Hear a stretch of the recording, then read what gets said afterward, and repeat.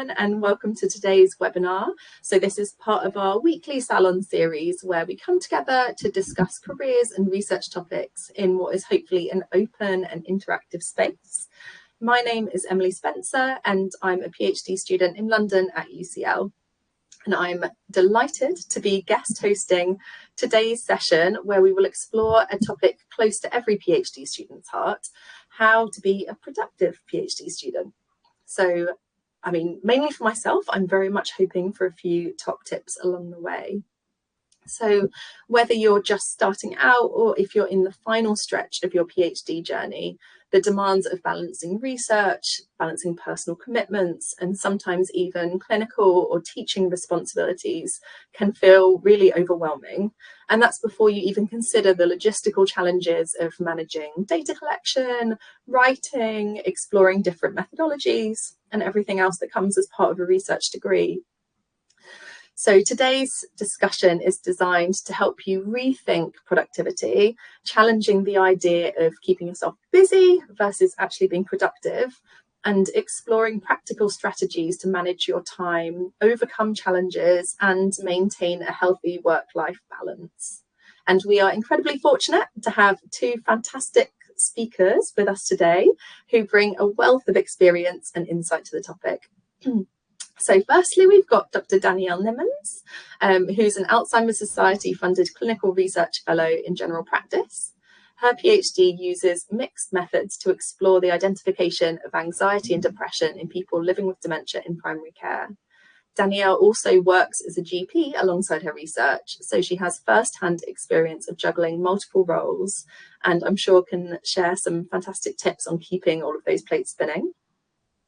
And then Hannah, whose surname I just asked her how to pronounce, so I'm going to butcher it, but Dr. Hannah Isotalus, you will correct me when you speak, I'm sure, a senior lecturer with the Remember Group at the University of Bristol, focuses her research on sleep, memory, learning, aging, and neurodegenerative diseases like dementia and Parkinson's disease.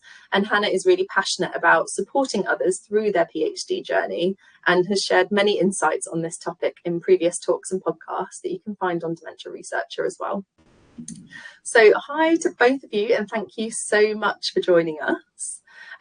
So for everyone's information, the format of today's session, so we'll begin with a 30-minute live stream. So each of our speakers will share some of their thoughts for 10 minutes, after which I can ask a few questions to kickstart the discussion. And then when the live stream ends, we'll move to the group chat. So both Danielle and Hannah will join to answer your questions, hear your thoughts and give you any feedback or any ideas. So do feel free throughout the session. You can post any of your questions, any of your thoughts using the Q&A function, and we'll do our best to address as many as we can during the chat portion. So enough from me, probably, as I try and get through all of the spiel. So Danielle, if you'd like to kick us off, it would be great to hear from you. Okay, well, I guess that's already 1 minute gone. So yeah, thank you to everyone for coming today. So my name's Danielle. I'm really looking forward to discussing productivity today and also learning from other people. And hopefully I'll be able to kind of share my experiences, but also learn from others here. And I decided to put myself forward for this talk just because over the years I've had colleagues and friends who have kind of asked me how I get things done, and so I thought I would just share kind of what I've told them. So a bit about me. I think Emily's done a fantastic introduction, but I'm doing my PhD, looking at anxiety and depression in dementia, and I'm also a GP 1 day a week, and I'm sure like other people here, I'm also involved in other research projects, teaching, public engagement, and also committees. I did also want to say at the beginning that I don't have any caring responsibilities and I'm not neurodivergent, but I'm still hoping that we'll be able to have a really great discussion today. So for me, the key thing about productivity is feeling motivated to actually get on and do the work that I have to do. And for me, a big part of motivation is making sure that I am feeling, comfortable, that I'm feeling happy, that I'm not stressed. But I think it's really important to state that I think for everyone, there'll be kind of different things that motivates them so that they can be productive. And I think the PhD is so flexible. Like, you know, you've got time to really try different techniques and try and find out really what works for you and what doesn't work for you. And that's something that I've been doing over the last couple of years. So, you know, for example, if you prefer working in the morning, or if you prefer working in the evening, etc., I think the PhD is a really good time for you to try different techniques and understand kind of how you work, because everyone will work completely different. So, for example, I know some people, they look at all the things they have to do, and that helps them plan. But for me, as you saw from my previous slide, I do quite a lot of things. So if I think about everything, that all the things I have to do, I actually find that incredibly overwhelming. And so I actually never think about all the things I have to do. I instead compartmentalize absolutely everything. Everything is compartmentalized in its own little box, and I only think about one thing at a time, and that works really well for me. So that's kind of the first thing, really. It's just that finding your motivation and what works for you, I think, is really important. Another thing that I do, which really helps for me, is how I think about tasks. So I kind of think about tasks in relation to time.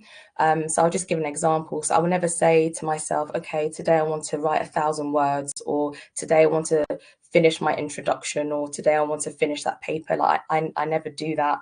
Instead, I think of it in relation to time. So I'd say, today I'm going to spend 3 hours on my introduction.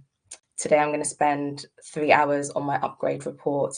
And I do that just because by focusing on time, it's actually, I find it quite easy to achieve, if that makes sense. So, and I also include thinking as part of that time as well, because I think if you say, okay, I want to, you know, finish a task off, things crop up. So, you know, if you're writing an introduction, you might actually spend ages looking at papers, and you might not actually write those 1,000 words. So I think instead, look at it in terms of time. For me, I can achieve that, and then that's motivating. So I can look back in my day and say, oh, actually, no, I haven't written much, but actually I did spend 3 hours on that, and so I've actually achieved something. So for me, that's really motivating. And I rarely feel like I've failed. I always feel like I'm kind of plodding along and just consistently doing something, which is better than nothing. And I find that really, really helpful. And then just a few other things that work for me. So if I start working on something and after half an hour, or, you know, even an hour, I'm not getting that much done, I think some people might try and like keep going and plod on, and I've just decided that never works for me. I end up just not achieving much and then feeling lots of guilt. So I just don't, basically. I normally, after half an hour, if I'm not getting much done, I normally just stop and have a break. And for me, the things that normally help are things like, you know, watching a bit of TV, exercising, having something to drink, eating something, having a shower. And then I might try and then go back to what it is that I have to do. And again, if I still am not able to get much done, then I kind of tackle what I call like low-hanging fruit. So things that don't require too much thinking. So emails or a presentation, I kind of leave those things for when I'm feeling a bit demotivated or a bit tired. And then if I'm still not able to work, I normally just stop completely and say to myself, okay, well, actually, Danielle, you've not actually done too much today, but actually that is okay, because I found that I've got to be really kind to myself as well. You know, it's quite hard to work, I think, consistently 8 hours a day all the time. So if some days I just don't do much, then that is okay, just as long as, of course, on other days I am doing things, and that works quite well for me too. I also have a plan, but usually I only plan 1 week at a time. So on Friday afternoon, I will then open up my calendar for the week ahead. And I normally try my hardest to have 2 days a week where I don't have any meetings, just because I find meetings can really break my flow, basically. So on the days where I don't have any meetings, those are the days that I will reserve for things that, you know, I call them like heavy thinking tasks. So, you know, if I'm having to do some analysis or if I'm writing something up, then I try and do those on the days where I don't have any meetings. And again, I'll just say to myself, okay, well, actually, I'm going to spend 3 hours on this paper today. And then I won't say the whole day, because again, I find it quite hard to concentrate for a whole day on one thing. I quite like splitting my time up into different compartments. So morning I must say, okay, I'm going to spend maybe a few hours on this, and then in the afternoon a few hours on something else, and I find that works really well for me. But of course, I think you've got to really think ahead when planning what you want to do. So even though I do plan only 1 week at a time, I do also write down kind of my urgent and non-urgent tasks. So and that also just kind of helps me plan for deadlines that are further away. And of course, by thinking way in advance, it helps you be organized. It's because, of course, if eventually non-urgent tasks can become urgent. So I just thought I'd give an example of how I do all of these things. So I had my upgrade in June, but I started thinking about my upgrade in January. So that's like 6 months, which sounds like lots and lots of time.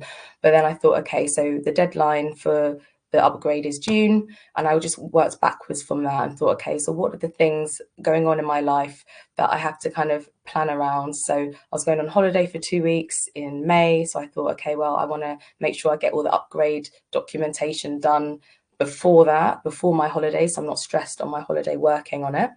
And then it was my birthday in April, and I thought, okay, well, I also want to go away for my birthday, and I don't want to work too much on my birthday. I want to have a nice time. So I thought, okay, well, that means then I have to try and get my upgrades, everything prepared by mid-April. And then I thought, okay, well, actually, I'm co-leading a teaching module, and all of the marking happens around Easter. So I thought, okay, well, I don't want to also have to be working on this upgrade as well as marking. It'll be way too stressful for me. So I thought, okay, well, that means then I have to actually get the upgrades done by the end of March. So 3 months earlier than the actual upgrade, just to make sure that I wasn't too stressed for the last 3 months because of all those other things that I had planned.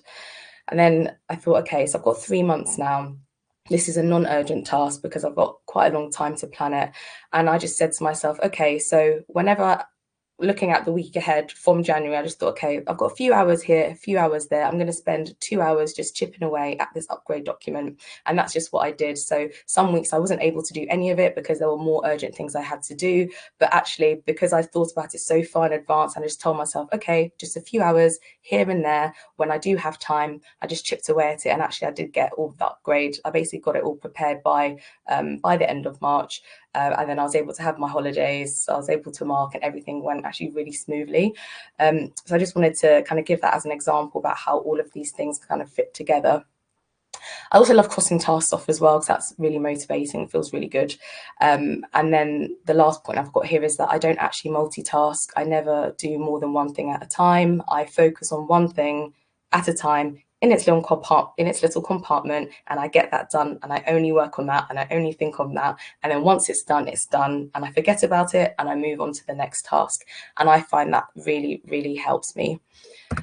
And then the last thing I just wanted to finish on was, I really like this quote about perfect is the enemy of good. I think sometimes we can get so kind of obsessed with trying to do everything really, really, really well and perfectly that it can actually stop us from actually starting in the first place.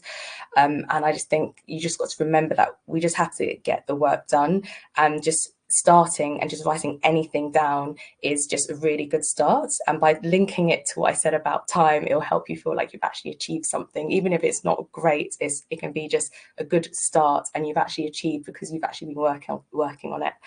And that's it. That's the end of my presentation. Thanks. Interesting. I had one question, because I was just wondering about the logistics of something. So you spoke about how you work to time rather than like a specific aim. So you might do 2 hours on something rather than 1,000 words on something. How does that work when you do have like a firm deadline that you have to meet? So I kind of think, again, it's like non-urgent, urgent stuff. So I always have time in my week. So I never block out my whole week with work. I kind of leave it a bit flexible. So if something urgent does pop up, I can. But I do think you have to be organized. I am very, very organized. And I normally think about deadlines way in advance, i.e. my funding finishes on the 26th of March 2026. So, I kind of have to get my thesis done by then.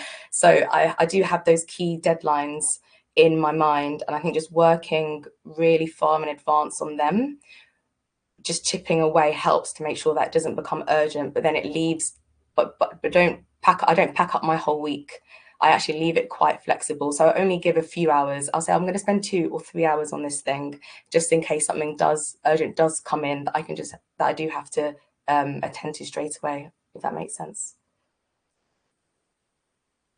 My own heart. My husband always finds it absolutely absurd that I handed in my undergrad dissertation 3 months early, because it's so good. So far in advance, and then it got to the point where it was like, actually, I don't need to do anymore. So I also love working well in advance, so that, yeah, like you say, if you're using those blocks of time, it never gets to the point where it becomes this mad rush to complete. Yeah. And I also love some people like that, right? Some people really like being really stressed. That's how they work. So it's just like saying, like, kind of finding out what works for you. Like, I can't do that. I need my sleep. I need to be relaxed. So again, I think it's just, isn't it, find out what works for you. No, definitely. Thank you so much. And shall we move across to you, Hannah? And you can also correct me on how I terribly butchered your surname.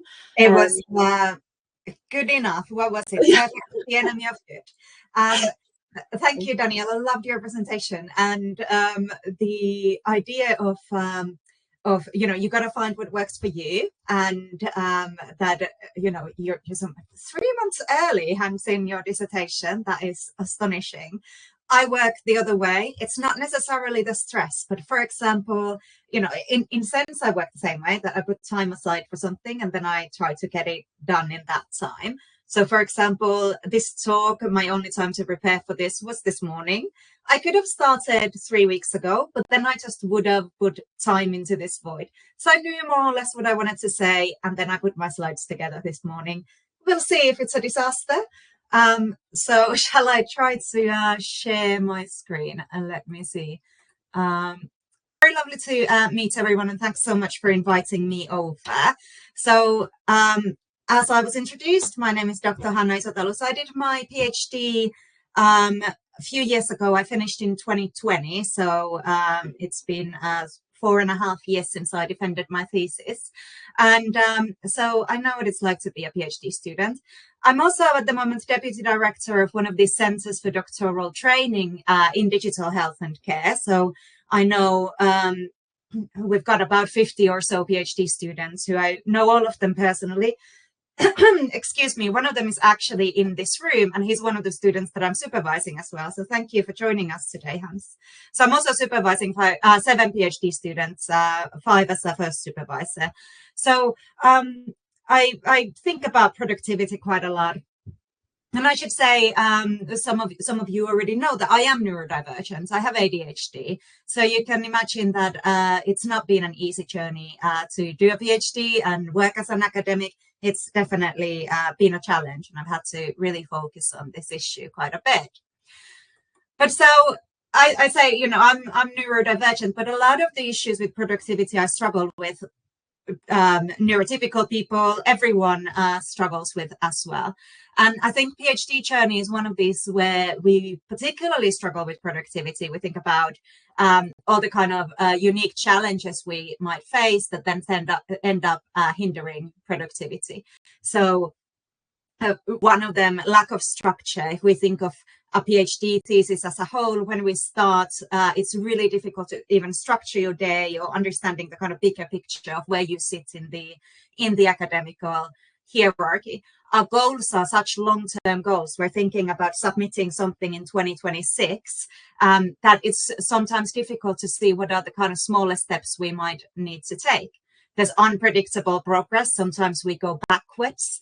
A lot of us suffer with imposter syndrome, probably all of us to varying degrees. Some of us may face financial insecurity during PhDs. Our tasks are overwhelming. The nature of research is such that there's a lot of big questions, a lot of ambiguity, and changing plans and so on. So we have all these different things that might hinder productivity.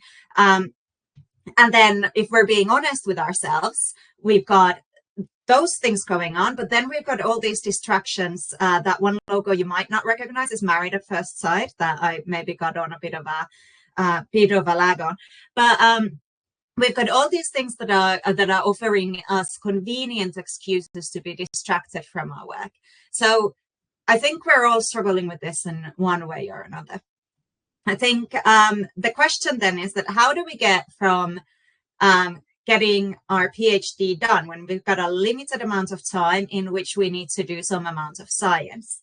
And we get a lot of these kind of tips on how to do this. And we all know we should be breaking tasks to smaller pieces. We should be taking a step after step after step, as opposed to trying to look at the whole thing in one go. But what if the reality of getting the PhD done doesn't actually look like this, but looks a little bit like this?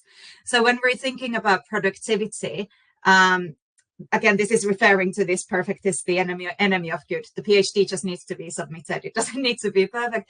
But when we're thinking about this journey, we take a lot of kind of hurdles. We take a lot of steps backwards. And all of this is a part of productivity. All of this being in the kind of messy middle is a part of being productive, part of moving forward, even if at times we are kind of going backwards.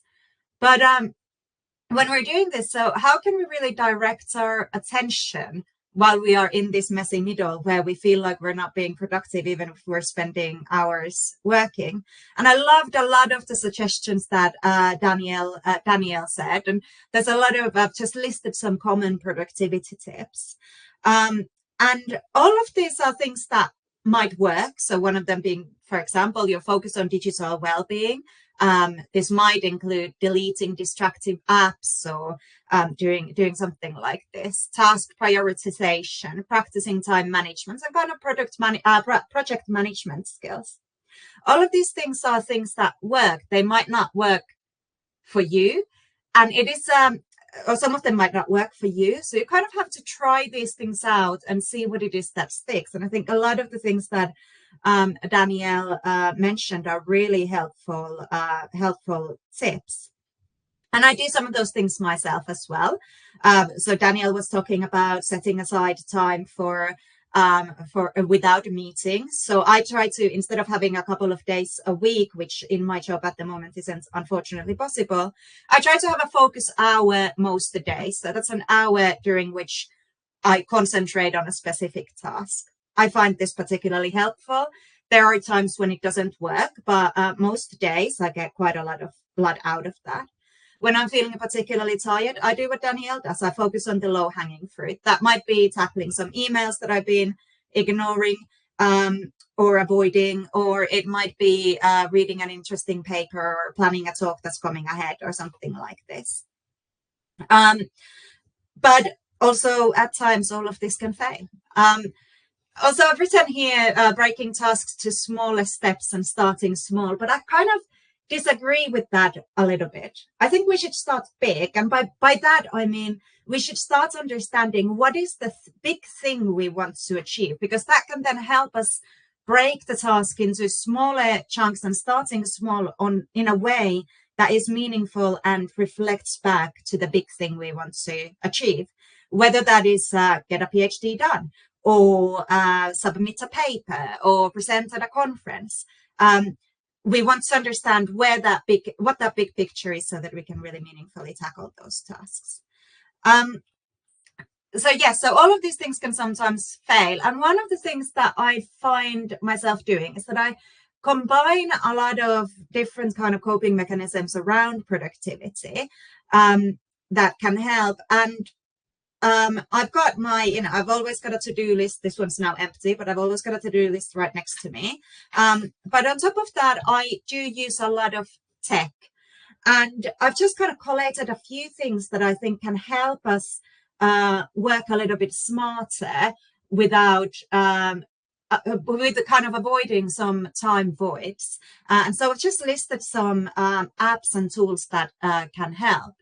I'd hope that all of us are using, if we're not using this, are using referencing tools. And if we're not using them, that we start using them right now, today, download it, learn how to use it. I use EndNote, so because I get subscription to this through my university. But there's also Mendeley that a lot of people are using, and this is open access. So if I was now starting, I'd probably start with Mendeley. Then there's the kind of generic productivity and note-making apps like Notion and Trello that are really helpful. I personally use Notion. It can take some time to get used to using these and kind of practice their use, but over time, when you start using technology to your advantage, it tends to be helpful and save you time on the long run. Then there's kind of AI tools like Scholarly and Paper Digest. So these are tools that help you summarize papers and get kind of key concepts out of them. Both of these claim that they don't hallucinate stuff, but they can get things wrong. So it's important that if you're using these kinds of tools that you use a bit of healthy caution. But I just wanted to show you, this is from Paper Digest, how it works. So what Paper Digest is that it can help you summarize information from a paper or several different papers. And here I was thinking about a commentary we did a few years ago with some colleagues on just speaking about significance level. So we did the commentary here on reference 4, Justify Your Alpha. It's just here as an example.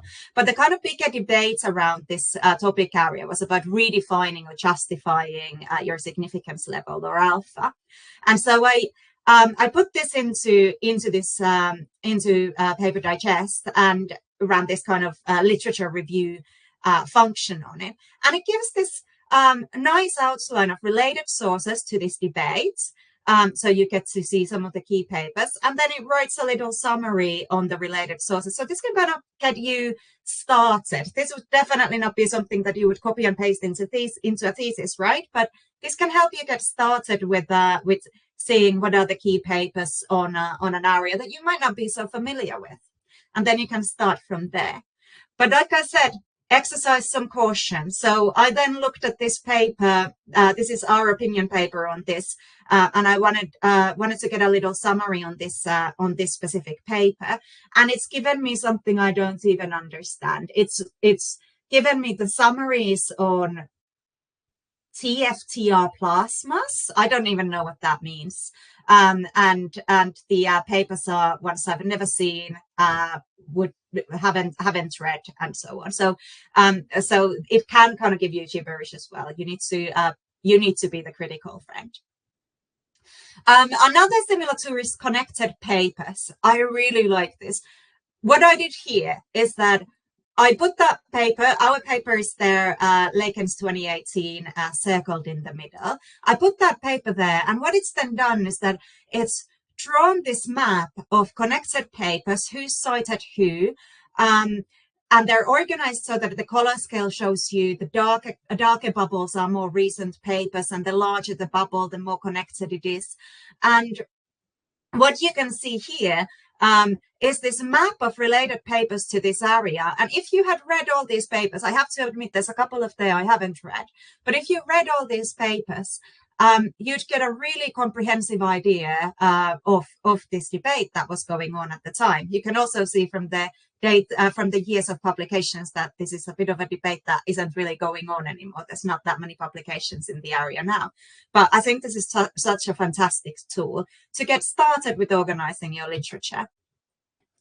And then looking at some of the other tools, there's Grammarly, Writeful, PaperPal, these kinds of tools that tend to use artificial intelligence to help you improve your English writing. However, here you should be careful with paraphrasing tools or the kind of tools that can count as contract cheating or plagiarism. But they can really help you organize your language in a way that is more coherent and grammatically correct. Then there's BioRender and Canva. So Canva, I would imagine most of you have probably heard of, that can help you build absolutely gorgeous, beautiful presentations. If you haven't heard of BioRender, I really recommend having a look at that. So BioRender is a tool that has a lot of these kind of icons and things you can build into nice maps. You can get beautiful figures for your papers if you've got some pathway you want to explain or something like this. This is just an example of kind of psychology and neuroscience icons that they have available, but there's other different types of icons there as well. So I would imagine for most people working in this area, this can be quite a useful tool for your papers and for your thesis eventually. Then there's Chat PDF. I wouldn't recommend using ChatGPT, but Chat PDF is quite a nice one. You can just upload a PDF on it, and it'll summarize it for you, or it'll help you have a conversation with that PDF. So this is one where I uploaded this PDF of this paper I was talking about, and I asked it, how is this paper relevant to dementia research, or how is this paper relevant to PhD students? And it gives me these small synopses of how this relates into this area. So you can have a chat with a PDF, you can ask more questions, and I quite liked it. I thought when I'm using this that it tends to give quite good answers to the questions, but again, you do need to practice some criticality. One of the other things is that you can see the circles here with the numbers. If you click on one of the numbers, here I've clicked on number 1, it actually highlights the part of the PDF where it's drawn that information from. So you can easily do fact checking on this. So things like this can be super helpful, I find. There's other generic productivity tools. There's a phone app called Me Plus. I use that. That is a paid subscription app, but I personally use that. That helps me organize things in my personal life and as well as in my working life. There are things you can do with changing computer settings. I know some people have changed their computer, their phones to grayscale to avoid spending time playing games and so on. Then there's a declutter launcher app that basically minimizes apps on an Android phone to make it kind of less distracting. Then there are kind of physical tools you can use. I think you can still see my camera even though I can't see you. Oh, I'm beeping. I've got one of these timers. So this is like, it gives me 15 minutes, 20 minutes, 30 and 60. And I can put this on my table and just turn it around and it'll time me. And I can focus for that amount of time or just, time myself doing different tasks. And I use this every single day. And this is such a lifesaver for me. So that can really help with setting time aside. I've got some other things here as well. I've got a mayhem of Post-its. That's for some people, that would be a hot mess chaos. For me, that helps me manage my workload, manage my life. Then I've also got I don't know if you can see this. This is one of those bright light lamps. I use that on my desk when I'm working, so that I stay alert, and it really helps me. So I've also got one of those bright lights alarm clocks in my bedroom as well, and it really helps me stay alert and focused in the daytime. And then sometime in the afternoon, I switch it off so that it doesn't distract with my sleep. So in that sense, I want to use technology to work smarter, not harder. And that does bring me to the end of my presentation. But I should also say, and Danielle also reflected on this really nicely, that sometimes when we are stuck in a cycle of task avoidance and procrastination and lack of productivity, it might be a sign that we need a break.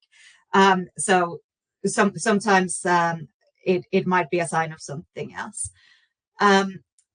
And I'll leave that on that note. Thank you so much, Hannah. So much to think about from everything that both of you have said. In fact, just thinking about the last thing you said that obviously Danielle touched on as well, regarding, when you're really slogging away and it seems like it's really kind of low quality output. How do you give yourself permission to switch off or to take a break? Or I know, Danielle, you mentioned like going for a run or having a shower or, all these things. How have you got to a stage of kind of giving yourself permission to do those things? Or do you find it really easy? I say this because I don't. So for me personally, I've experienced one burnout in my life. Which led to, I was off work for 3 weeks after that, and it was quite a scary time for me. And unfortunately for me, I had to go through that to understand what my kind of points of no return are, if you like. And so I don't have an easy tip on how to know that. For me, it's been a bit of a journey of getting to know myself and where it's not good for me to push through.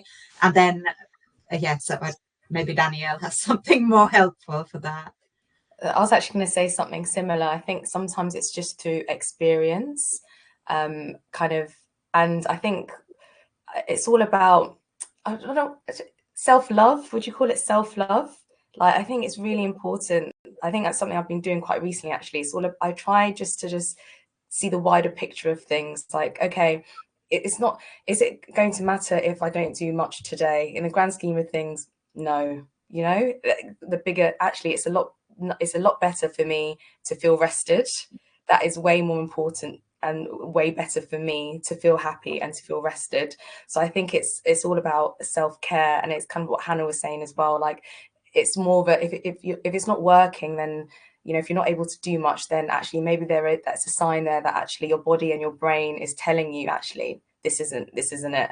And I think you'd probably find that you feel a lot better afterwards, instead of trying to force yourself to work, because you probably won't get that much done. But from my experience anyway, I never get that much done. So actually, I just say, you know what, this is it. I'm going to stop. And actually, that in itself, giving yourself that permission and saying, actually, that's okay. It's okay to not always be working. I think sometimes I even reflect and be like, okay, well, today's not great, but actually, yesterday I spent a few hours on it, so it's okay. And I do quite a lot of that. I don't know, that's a lot of mumbling on, just talks a lot there. And I think, again, what both of you have kind of alluded to there is the benefit of having a bit more experience, like a bit more life experience, kind of knowing that it's okay to take those breaks, or knowing where you're reaching kind of a natural limit, or the point where you don't need to push any further, like for your own well-being. In terms of PhD students who might be kind of new to the PhD, who perhaps don't have all of that life experience, people who've kind of come through, often, you know, people come through, do the undergrad, masters, PhD back to back. So for those students who might not have kind of worked in different environments, do you have kind of a top tip about productivity, or perhaps about kind of that resilience building within that?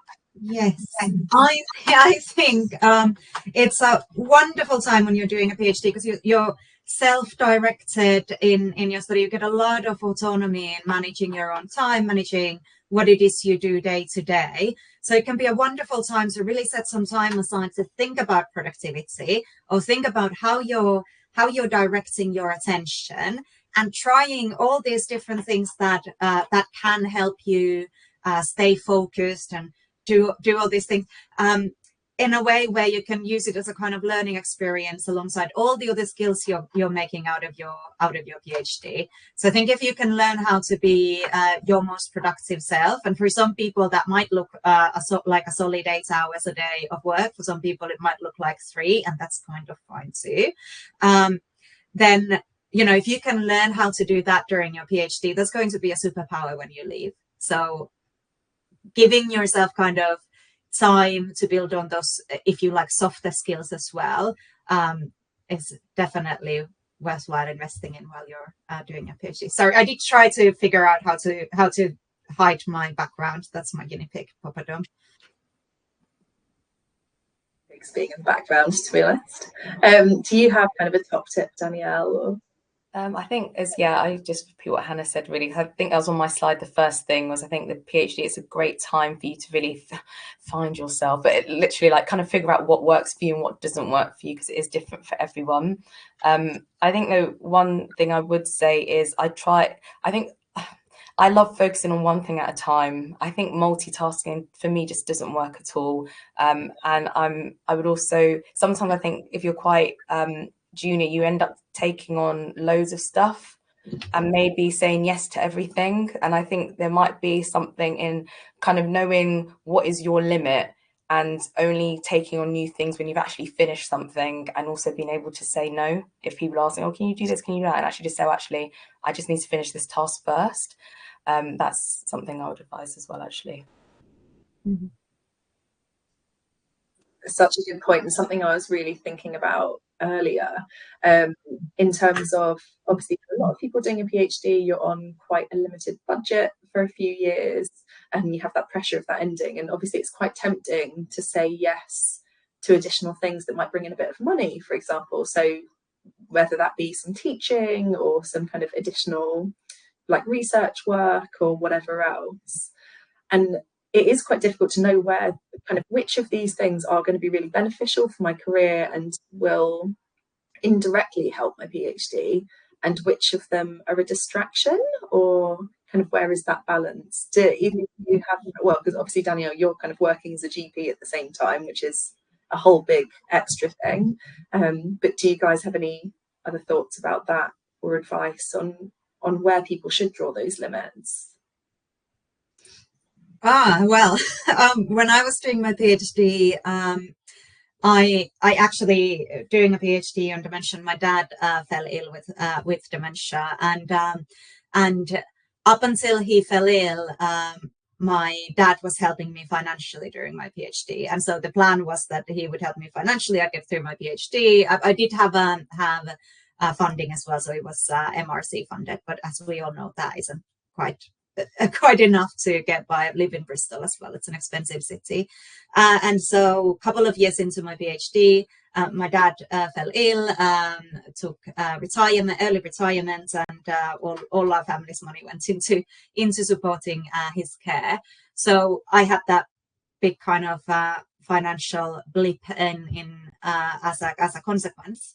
And so I'm a bit uneasy about advising not to take on all the because I did so much teaching when I was doing my PhD, and that was what ended up then getting me through that financially. So I think it's a bit of a difficult area, because the reality is that a lot of us, we go through life when we're going through our PhDs, and we have these changes in our personal plans, in our professional plans. But what I tried to do as much as I could was to see the teaching, although it was also helping me develop as an academic, I tried to see it as a kind of, if you like, as one of those breaks from PhD. So I'm doing something that isn't my project. It's giving my brain a space to think about other stuff. It's stressful in another way, but kind of benefiting from it in that sense. I don't know if that helps for everyone, but yeah, and I actually ended up falling in love with it, and I still love teaching, and I do a lot of that now. So yeah, I think that's really helpful, and it's good to remember that, like you say, life does happen for a lot of people during a PhD. A lot of people aren't just looking after this one thing. There are other aspects of their lives or other kind of challenges they're having to face, and that can obviously impact on productivity in itself, but also impact on the choices that people are able to make whilst they're doing the PhD. I'm very open about the fact that I will do anything for money at the moment because childcare is really expensive, and so that affects productivity. Today it's been great because I don't have childcare, so he's currently in the next room with a friend hoping for the best. That's why I make those choices. Danielle, did you have anything else to add to that one, or? Yeah, I guess you can think strategically about the things you are taking on. So I would say if you are taking other things on, make sure it is adding to your CV. And then the other thing as well about what I say about time, so I always bang on about this, but then it's really, I can then say, well, actually I'm paid to work on this project for this amount of time, and I'll try my hardest to stick to that time and just say, well, these are the hours, and I need to just try and work within those hours. And I'm quite strict about that, actually. I try to work in the amount of time I'm actually paid to work, which I think is something I think is actually quite important to me, actually. I think I know there are some people who definitely find it a lot more helpful to work kind of random hours, or will work quite intensively for different periods. And I'm sure there will be points where I have to work outside of my kind of assumed hours, but to me I feel like that will end up being quite a slippery slope if I work outside of that, and one that will definitely lead to my demise, I should imagine. I was going to say that I guess again it depends on the person though, and the individual. Like for me it's actually really important, that's quite a hard boundary for me, but actually I do have, like, you know, some of the stuff I do, I am doing for free because actually I enjoy doing it. As Hannah says, it brings something else and it's probably going to help with my career, so I don't mind. So I think everyone just has to figure out kind of what they're happy with, what they're comfortable with, and then just make sure they kind of stick to that. So we are kind of getting towards the end of our time now. So we did have one question in the Q&A, but Hannah answered it perfectly with the information you gave on different kind of tech answers to productivity. So we have a bit of time now for more of a Q&A. So how this works is that the presenters will kind of stick around. We can have our cameras and mics off and can respond to questions that arise in the chat or in the Q&A. So again, I just want to say a massive thank you to Danielle and Hannah. That's been really insightful, and it's just really interesting to hear how different people work and how they can make the most of their time. And I think particularly this core message around having kind of self-care and self-compassion and allowing yourself to take time off is, in terms of increasing your productivity, I think is really, really helpful. But that's the end of the kind of presented session, and so for the next 10 minutes we'll stick around, and Hannah and Danielle will be available to answer any questions. But thank you so much, guys. It's been a really great session, and so yeah, do feel free to turn off your cameras and turn off your mics and just respond in the chat if you'd like. Fab, thank you so much. Thank you. And Hannah, I'm going to take those, I'm going to, for my, the things about the tech and everything, I'm going to use some of that. It's very good. And I should say that's not a comprehensive list. There's a lot of tech out there. Those are just some of the things I use, and I think it's the getting to know what is out there, and almost any problem you have, someone's developed something around it, and not being afraid to try them out. Because I think also, you know, all of those are fairly easy to use, and the amount of time you invest in learning how to use those tools is gonna pay itself back so well. But also always be critical, especially those tools that summarize things. They're good starting points, but they are not a good end point for your lit review. So yeah, that's great. Thank you. Yeah, I've learned something. Woo.